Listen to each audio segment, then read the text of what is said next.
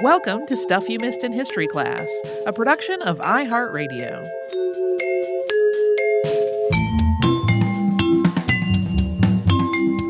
Hello and welcome to the podcast. I'm Tracy V. Wilson. And I'm Holly Fry. We have a sponsored episode today. This episode is being sponsored by Hulu and their new series, The Great, which comes out on May 15th. So The Great is a not exactly historical series about Catherine the Great. That is somebody who previous hosts Katie and Sarah did a 3-part series on back in August of 2010. Even at 3 parts, though, there are so many other things that we could talk about with Catherine the Great. And so we had tons and tons of ideas when Hulu asked us about sponsoring the show. We wanted to choose something that was more toward the fun end of the spectrum because The Great's tone is pretty satirical and comedic. So something else that was often comedic was the operas that Catherine the Great wrote. And that is what we are going to talk about today. We don't want to repeat too much of what is already in the archive, but we do want to give folks a quick refresher on who Catherine the Great was, just so you have some context. In 1729, she was born Sophie Friederike Auguste, a princess from Prussia. And when she was 14, she was selected to marry the man who would become Russian Emperor Peter III. After arriving in Russia and converting to Russian Orthodoxy, Sophie became known as Yekaterina, which is anglicized as Catherine. Catherine's marriage to Peter did not go well. He was virtually her opposite, stubborn, rebellious, immature, uncultured, and ill-mannered, without the aptitude or temperament to be a good emperor. And he also humiliated her in public. They both had affairs, and it's possible that he did not father any of her children. Nearly all of their 18-year marriage took place before Peter became emperor. And during that time, he increasingly showed himself to be incapable of ruling.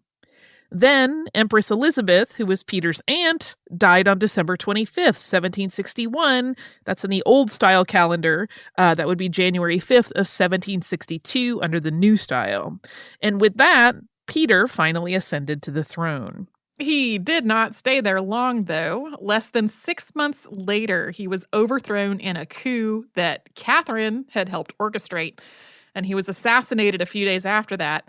Catherine took his place, becoming Empress Catherine II, and she reigned for 34 years. That made her Russia's longest ruling female monarch. Following the Enlightenment ideal of the enlightened despot, Catherine planned to modernize and reform the government, cultivate the sciences and the arts, and improve the lives of Russia's poorest people. She wanted to update the criminal code and overhaul the justice system. She established Russia's first school for girls, appointed its first professor of Russian law, and established a society to translate great works of foreign literature into Russian. Russia also expanded its industry, trade, and infrastructure under Catherine's rule. But a lot of Catherine's attempts at reforms fell very far short. During her reign, Russia was politically pretty stable, but frequently at war. She annexed most of Ukraine and took control of part of Poland after an uprising in 1794. That, of course, expanded the Russian Empire, but it didn't necessarily help the people who had just been annexed. And although she had planned to emancipate Russia's serfs, by the end of her reign, serfdom was actually more widespread. And in a lot of cases, people were living in worse conditions than they had before. This was especially true in Ukraine, where the peasant class lost a lot of the freedoms that it had previously enjoyed. It took almost 200 years for Catherine and her rule to start to get an honest historical reckoning.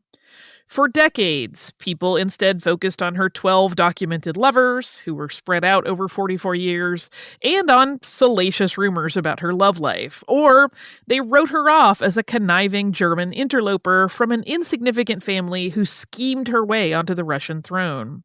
Or they dismissed her as vain, as a frivolous woman who was more focused on the court's theatrical pomp and splendor than on ruling.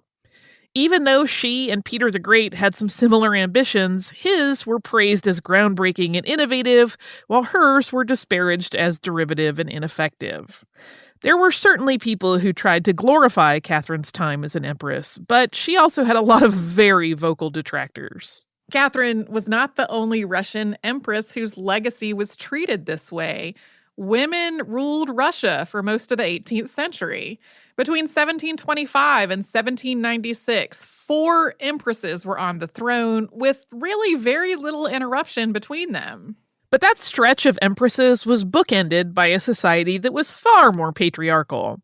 Before the 18th century, Russia's royal and aristocratic women had been sequestered away from the public, and specifically from men, in almost monastic buildings and palace wings called harems. And after Catherine's death, Russia's law of succession was changed to keep women off of the throne, including specifically keeping the emperor's wife out of the line of succession. Between Catherine the Great's death and the Russian Revolution, the Russian monarchy and society as a whole really tried to downplay the contributions of all 4 of these 18th century empresses. I mean, it was like these women had been in charge for roughly 75 years, and people wanted to kind of sidestep that whole idea. And those downplayed contributions by these women included their fostering of the arts, which is what brings us back to opera. Various members of the Russian aristocracy started theater troupes in the first half of the 18th century. The monarchy started to be more formally involved under Empress Elizabeth, who came to the throne in 1741.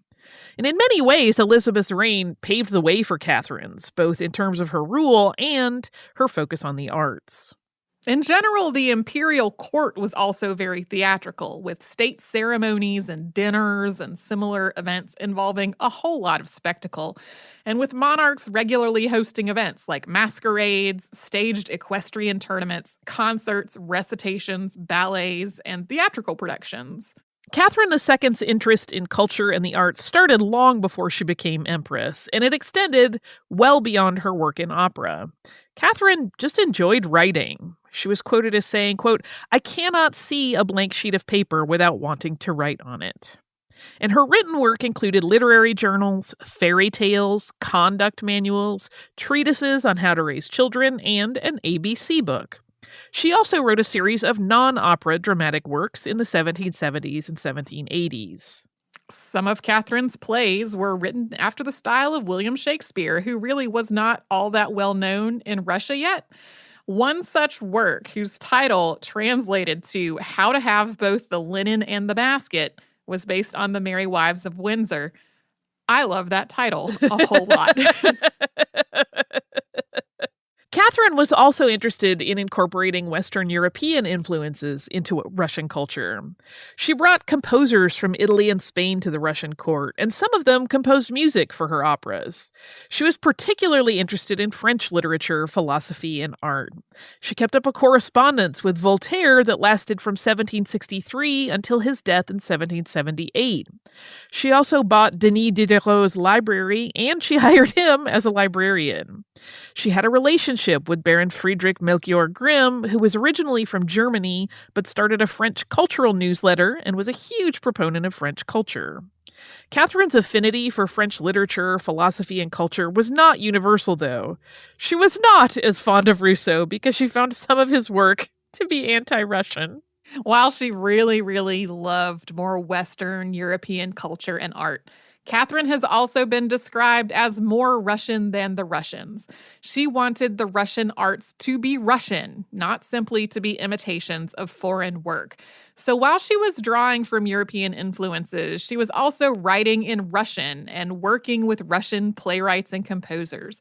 She incorporated Russian idioms and colloquialisms into her work. She also wrote specifically about Russia, including grounding her plays and stories and operas in Russian history and folklore. Catherine's work as a librettist really drew on her love of Russia and her desire to create an authentic Russian style of opera and theater. And we're going to start getting deeper into that after we have a little sponsor break.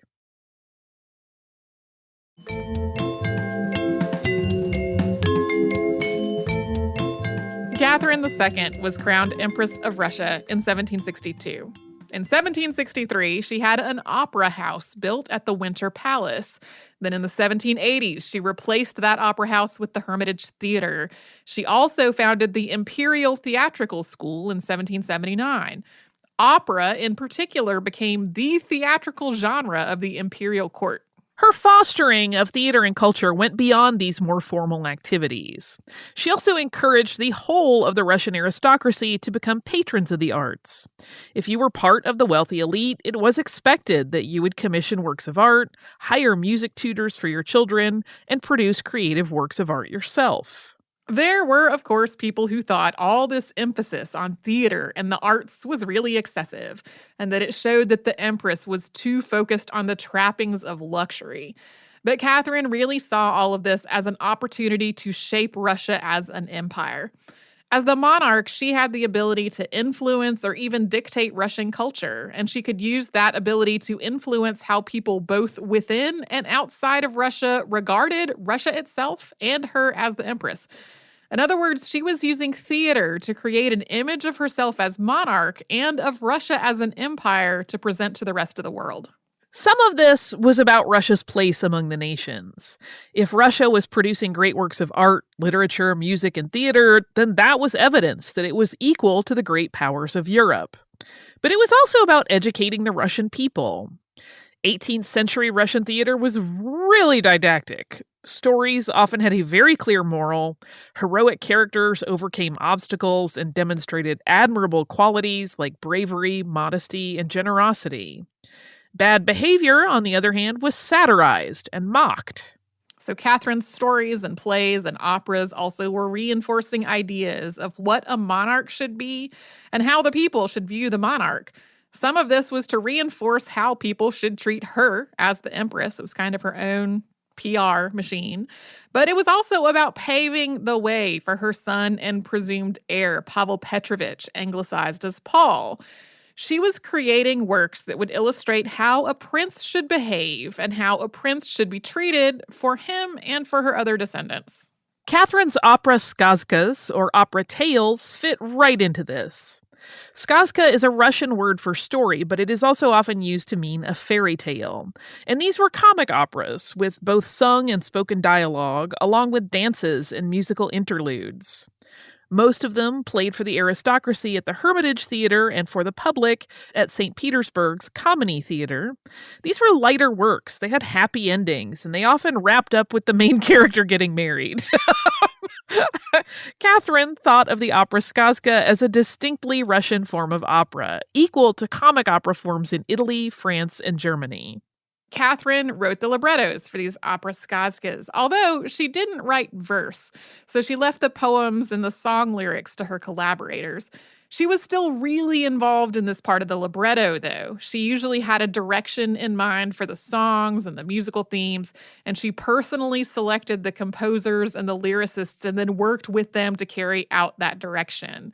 When it came to producing the performance, she also had an active hand in the costumes and the sets and the direction. A lot of times she went to multiple rehearsals and gave the actors notes.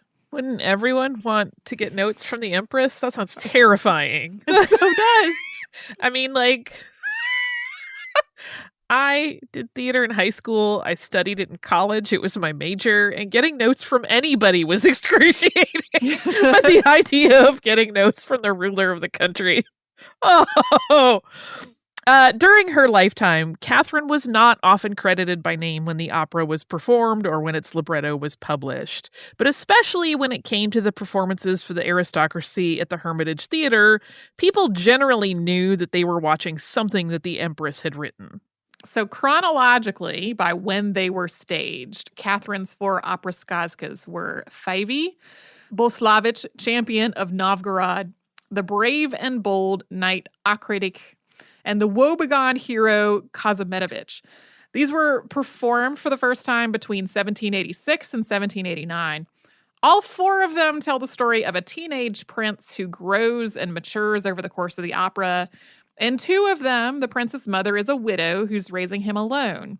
And in general, the female characters in each of these operas are all women and girls who support the prince somehow. So they're the mothers, the sisters, the nurses, the nannies, and the prince's eventual bride. Fyvie was first staged in April of 1786, and it was based on an earlier skazka that Catherine had written called The Tale of Prince Chlor, which was printed in English as Ivan Tsarevich or The Rose Without Prickles That Stings Not. Another great title. It tells the story of a prince who is not allowed to travel until he has shown that he has the right traits to rule the country. Traits like modesty, generosity, obedience, and boldness. To make sure the opera's use of Russian colloquialisms and folk tales rang true, Catherine got her servant, Christian Brzezinski, to review it.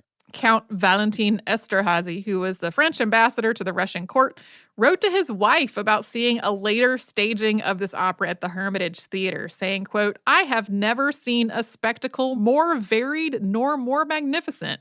There were more than 500 people on stage, while there were hardly 50 of us spectators, even though the little Grand Dukes and the 4 little Grand Duchesses were there with their governors and governesses. So exclusive is the Empress in granting admission to her hermitage." Boslevich, champion of Novgorod, debuted at the Hermitage Theater in November of 1786. It was adapted from a story in Levshin's Russian folk tales.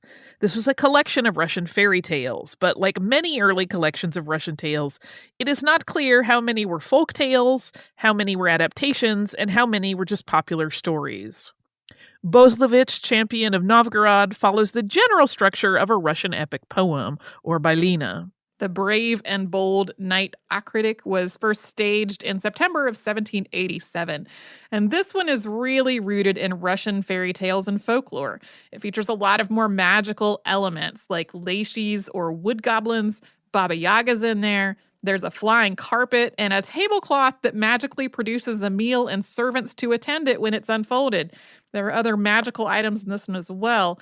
The hero of this one is Russian folk character Ivan Tsarevich, who has to save his sisters from all kinds of fairy tale peril. That sounds borderline Miyazaki. I'm in. I know. And lastly, the woebegone hero Kazimierovich was a very silly satire. It was first staged in January of 1789.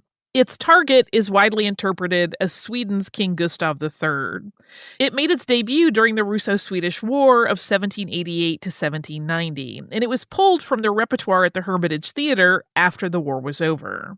This isn't the only reason that it's interpreted as being about Gustav. Catherine and Gustav were cousins, and the similarities were strong enough that Catherine's advisor, Grigory Potemkin, advised her that the show might annoy Gustav and prolong the war. The music for this one was by Spanish composer Vicente Martin Soler, who was very famous in his day, but also didn't speak Russian. So in addition to the show's really satirical tone, there was something of a disconnect between the music and the lyrics. According to one of the books that I read when I was working on this, Catherine does not seem to have really minded that, sort of disconnect because he was really, really famous and she was glad to have him working on the show. I think for a comic opera, it might actually also be a little fantastic to have things slightly offbeat and not quite match up. Having a musical tone that doesn't quite match what the dialogue is saying. It would almost be hard to do if you tried to do it without it involving people that really are not from the same culture or language background. These 4 opera skazkas had a lot in common, but they also fell into 4 different genres. Fevi was a morality tale. The Brave and Bold Knight Acritic was a magical tale. Boslevich, champion of Novgorod, was a heroic epic, and the woebegone hero Kazimierovich was a satire. In the decades that followed, each of these evolved into their own genres, with their own standards and tropes within the Russian theater and opera. So these were all comic operas, but the 9 operas that Catherine penned included some more serious work as well. We'll get to more on that after a sponsor break.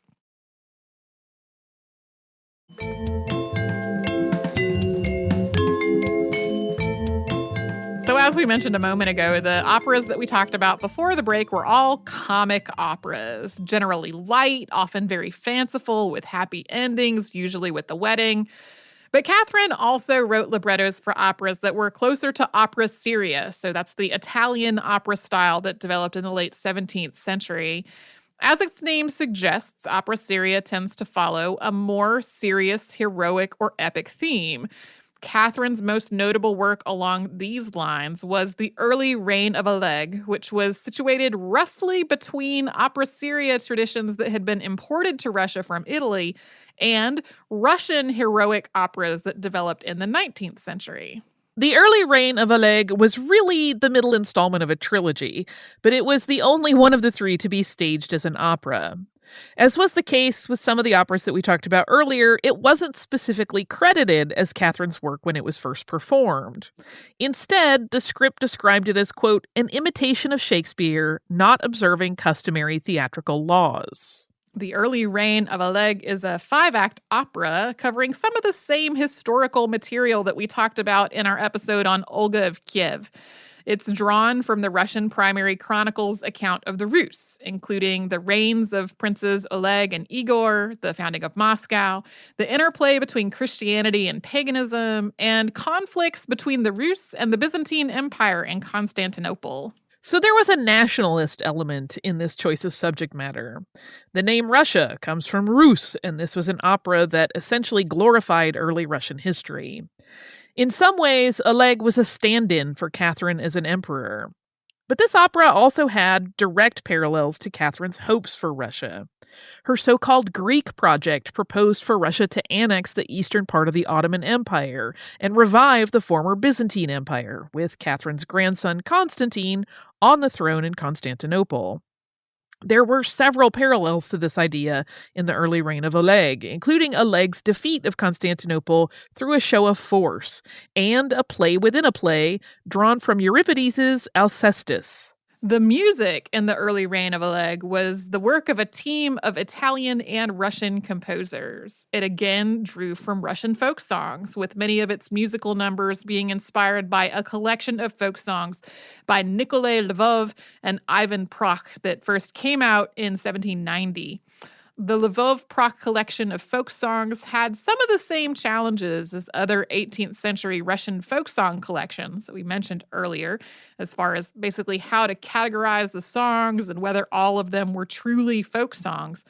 Even so, this collection, which had about 100 songs in its first printing, became hugely influential to Russian composers like Mikhail Glinka and Modest Mussorgsky, as well as composers from outside Russia, including Ludwig van Beethoven. Catherine started working on the early reign of Oleg in 1786, but not long after that she had to put it aside. Russia went to war with Turkey in 1787 and then with Sweden in 1788.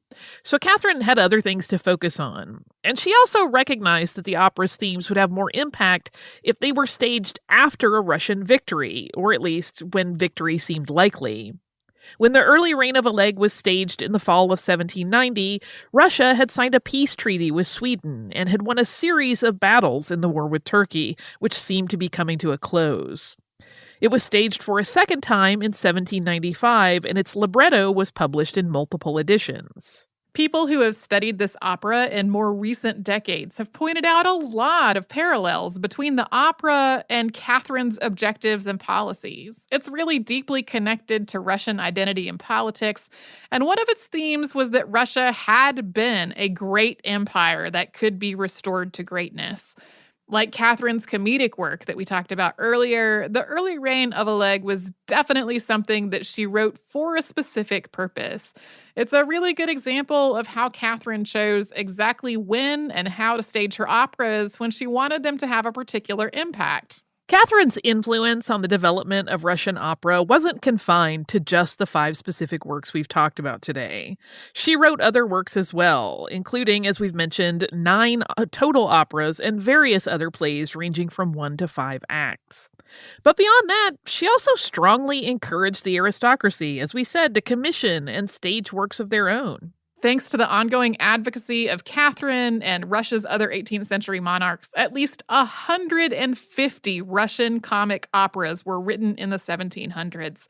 Collectively, these works established Russian folk songs as a major source of musical influence for Russian composers. They also lay the groundwork for combining Western musical and theater traditions with Russian culture. And they established a number of common themes and tropes in Russian comic opera, including peasants and merchants as characters, monarchs masquerading as peasants and vice versa, and comic operas that ended with a big elaborate wedding. As a more serious opera, the early reign of Oleg was also one of the precursors to the Russian tradition of nationalist historic opera. It also combined European and Russian musical traditions with a focus on Russian history. Catherine's comic and serious operas and the standards that they helped set in the 18th century really helped build the foundation for the golden age of Russian opera. That was really more in the 19th century. In the 1820s and 30s, when various composers were describing their own work as Russia's first opera, for the most part, they were talking about compositions that had a lot in common with what Catherine and others had been doing at least 50 years earlier. These 19th century first operas, in quotation marks, also combined Russian folk music and elements of Russian history or folk tales and influence from both Russian and European music and theater, just like Catherine had done. This idea that 19th century composers wrote Russia's first operas has persisted until today. For example, a 2004 Encyclopedia of Russian History that was part of the background reading that Tracy did for this episode described Mikhail Glinka's A Life for the Tsar, which came out in 1836, as the first Russian national opera. It cited the work's retelling of Russian history with a libretto in Russian and a musical style that combined European techniques with Russian melodies, even though the early reign of Oleg had done all of those same things. 19th century composers definitely developed and standardized Russian music and opera. That happened for sure. A group of composers known as the Mighty Five intentionally set out to create a national school of Russian music, one that was uniquely and distinctly Russian. The Mighty Five included people like Modest Mussorgsky and Nikolai Rimsky-Korsakov. Other famous Russian composers of this same Golden Age era included Pyotr Ilyich Tchaikovsky, and these and other people, mostly men, unquestionably produced musical masterpieces during this time. But a lot of the writing of that time made it seem as though these 19th century composers did it all from scratch, rather than building on the 18th century work that was developed and propagated thanks in large part to Catherine the Great. Like they had a quick meeting and said, we got to write musical masterpieces, you guys. You know what we're going to do? We're going to invent Russian opera from scratch. A big reason for this erasure is that after Catherine's death, her opera legacy was treated much the same way her legacy as empress had been. When her son Paul became emperor, he intentionally rolled back a lot of her reforms and otherwise tried to erase her legacy. He was also the one who implemented the law of succession that we talked about earlier, which would have kept Catherine off the throne if it had been in place when she lived. It was also Paul who decided to exhume the remains of Peter III, crown them, and have Catherine's body lie in state next to them, with Catherine specifically not crowned, before then burying them side by side. Yeah, there was as much effort as possible to undo what she had done. And the treatment of her literary legacy was really similar to the treatment of her legacy as ruler. Paul and his successors destroyed Catherine's manuscripts and memoirs, although a lot of them survived thanks to copies that were in other people's possession. They also banned her courtiers and associates from publishing their own journals and memoirs. Government censors refused to allow biographical material about Catherine to be published, both to keep her from overshadowing her successors and to keep her reputation from tarnishing theirs. There was just an intentional effort to minimize her legacy overall as a writer and as a librettist. And to be clear, Catherine was not a composer. She worked with composers to create the musical elements of her operas. But the traits that came to be regarded as hallmarks of the golden age of Russian opera were all things that she intentionally put into her own work and encouraged others to do in the second half of the 1700s. It's possible that if Catherine had focused her own efforts differently in the 18th century, or if she hadn't cared about opera at all, Russian opera could have evolved quite differently. Yeah, what would it have been like if she just didn't have any of those Russian folk tales and fairy tales as part of so many comic operas? I would need to learn a lot more about, I would need to be a sort of total Russian opera expert, which I am not, to really speculate on that. What? You're not? No. I do love Tchaikovsky, but that's more on the ballet end of things. Yeah.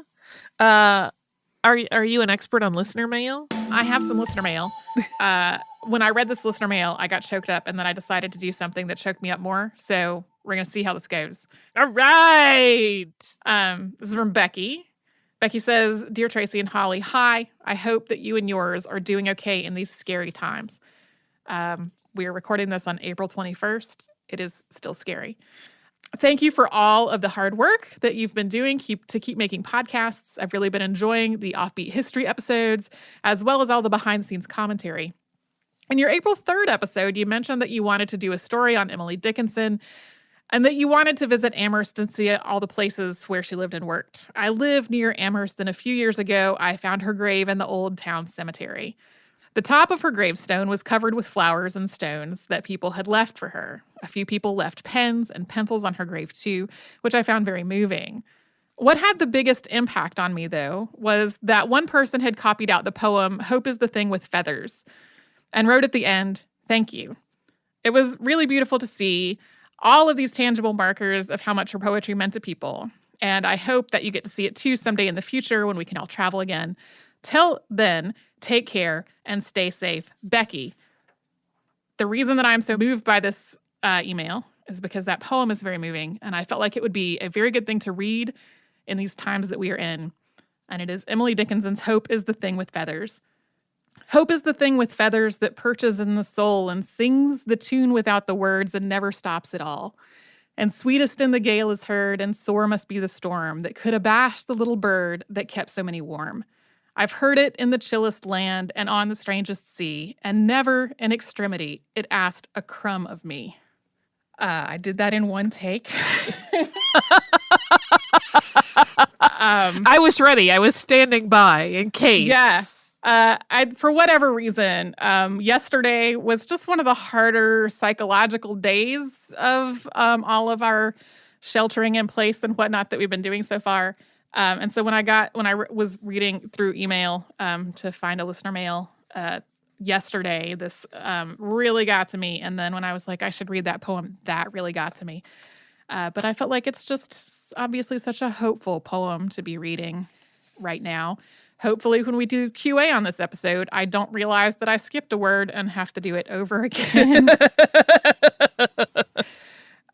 So thank you so much, Becky, for your note. Hope everyone is taking care of themselves as much as they possibly can. At this point, this episode's coming out on May 6th. I know some places have talked about their reopening between now and then. Fingers crossed, we're all being as safe as possible. If you'd like to write to us at historypodcast@iHeartRadio.com, and then we're all over social media at Missed in History. That is where you'll find our Facebook, Twitter, Pinterest, and Instagram. You can also subscribe to our show on Apple Podcast and the iHeartRadio app, and anywhere else you get your podcasts.